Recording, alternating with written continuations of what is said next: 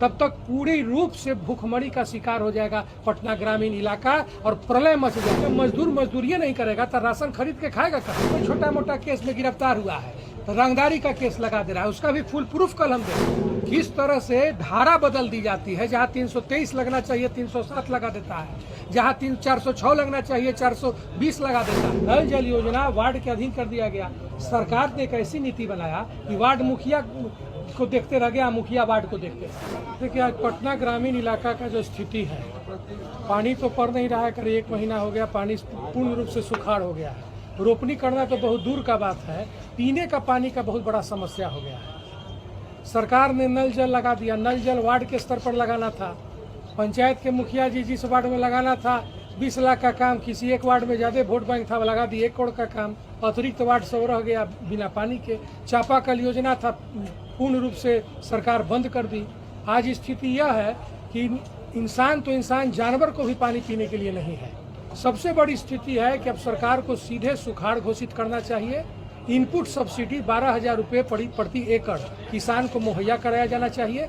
आज बिजली का स्थिति है कि कहीं भी ग्रामीण इलाका में खेती करने के लिए, चूंकि पटवन संभव नहीं है, बिजली के माध्यम से किसान पटवन कर रहा है। और बिजली का स्थिति है कि जहां भी 24 घंटा बिजली रहना चाहिए तो 10 घंटा भी बिजली उपलब्ध सरकार नहीं करा पा रही है। आज पटना कैनाल में बलिदाद लक्ष्य से जब तक 1400 क्यूसेक पानी नहीं छोड़ा जाएगा तब तक की जो आखिरी छोर है विक्रम नौबतपुर सब आखिरी छोर है कैनाल का, इस जगह पानी मुहैया कराना संभव नहीं है। और 1400 क्यूसेक तो बहुत दूर का बात है, अभी कैनाल में पानी नहीं छोड़ा है सरकार। जब तक कैनाल में पानी नहीं छोड़ा जाएगा, बिजली उपलब्ध नहीं कराया जाएगा, तब तक पूरी रूप से भूखमरी का शिकार हो जाएगा पटना ग्रामीण इलाका और प्रलय मच जाएगा। न पीने का पानी रहेगा, न खाने का अनाज रहेगा। प्लस एक सबसे बड़ा मुद्दा है कि मजदूरी तब होगा नहीं, खेती हो नहीं रहा है तो मजदूरी होगा कहाँ से? तो मजदूर को हम लोग सरकार से मांग करेंगे कि 6 महीना के लिए मुफ्त राशन दिया जाए, क्योंकि जब मजदूर मजदूरी नहीं करेगा तो राशन खरीद के खाएगा कहाँ से? ये एक बहुत बड़ा मुद्दा है। दूसरा, प्रशासन तंत्र जो है सिर्फ पूर्ण रूप से दारू अब बालू में लगा हुआ है, निर्दोष कांग्रेस कार्यकर्ताओं को पकड़ के जेल में भेज रहा है। ये भी एक बहुत बड़ा मुद्दा है। अपराधी गिरफ्तार नहीं हो रहा है, अब पॉलिटिकल वेंजेंस के साथ लोगों को गिरफ्तार करके झूठे केस में फंसा कर भेजा जा रहा है। अभी प्रखंड अध्यक्ष को भी विक्रम में झूठा केस में फंसा कर जेल में भेज दिया गया। इसके भी विरोध में भी हम लोग मार्च करेंगे। पानी की समस्या को लेकर सब कह रहे हैं, क्या मतलब चाह क्या रहे हैं सरकार से चाह रहे हैं कि पटना कैनाल के बलिदाद लक्ष्य से 1400 क्यूसेक पानी छोड़ा जाए। सरकार का कर्तव्य बनता है कि पटना जिला को नजरअंदाज न करे। एक तरफ पटना राजधानी है और दूसरे तरफ पटना में खेती इतनी बुरी तरह से प्रभावित है। जब कैनाल में 1400 क्यूसेक पानी छोड़ा जाएगा तब जाकर पूरे कैनाल में अंतिम छोर विक्रम नौबतपुर तक भी पटवन संभव हो पाएगा, नहीं तो पूरा इलाका भूखमरी का शिकार हो जाएगा। जी लेट क्यों कर रहा है? यही तो, इसी के लिए तो हम लोग मार्च कर रहे हैं। सरकार संवेदनहीन हो चुकी है, पूर्ण रूप से संवेदना मर चुका है। बहुमत आबादी आज भी बिहार में जो रह रहे हैं वो किसान हैं, खेती पर आधारित है, न तो उसी खेती में मजदूरी करने पर आधारित है। उन लोगों को नजरअंदाज करके किस तरह से इस सुखाड़ में एक संवेदना भरी बात भी बोलने के लिए कोई तैयार नहीं है। तो सरकार को जगाने के लिए हम लोग मार्च कर रहे हैं। कांग्रेस कार्यकर्ताओं को कैसे प्रताड़ित कर रही है सर? कांग्रेस कार्यकर्ता मान लीजिए कि कोई छोटा मोटा केस में गिरफ्तार हुआ है तो रंगदारी का केस लगा दे रहा है, उसका भी फुल प्रूफ कल हम देंगे।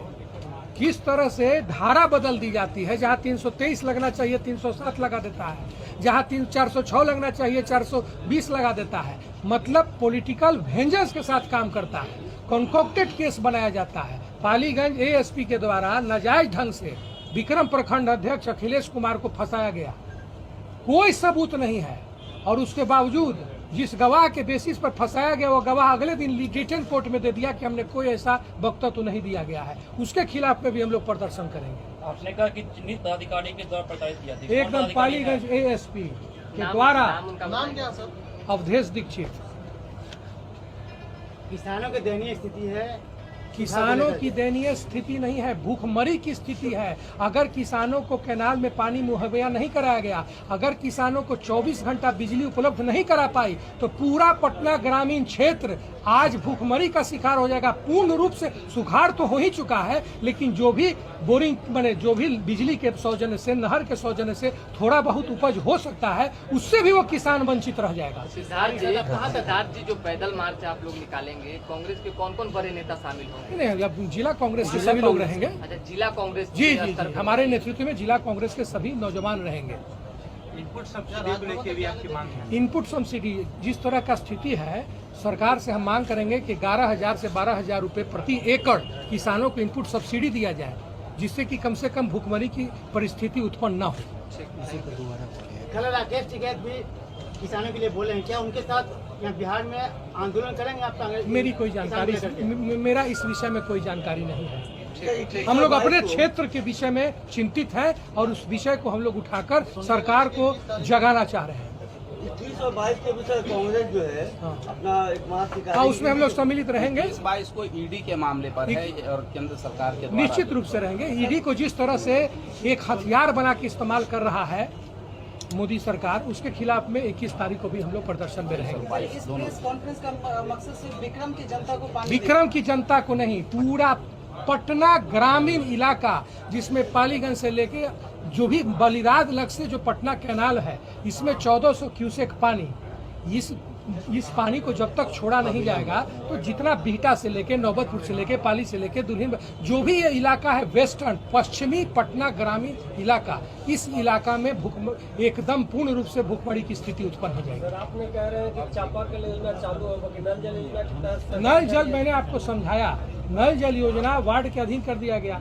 सरकार ने एक ऐसी नीति बनाया कि वार्ड मुखिया को देखते रह गया, मुखिया वार्ड को देखते रह गया।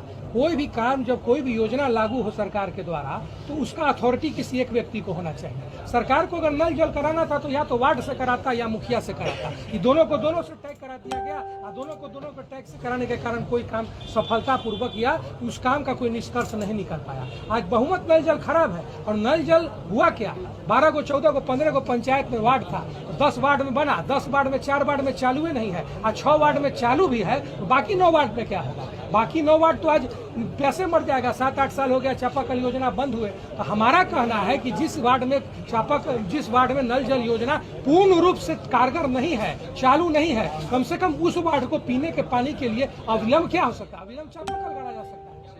सरकार के किसी मंत्री से आपकी बातचीत हुई है इस विषय में? लगातार हम लोग डीएम के यहाँ भी गए थे। डीएम साहब से भी हम लोगों ने बताया कि इस तरह से यहाँ सुखाड़ का स्थिति है, पानी की संकट है, लेकिन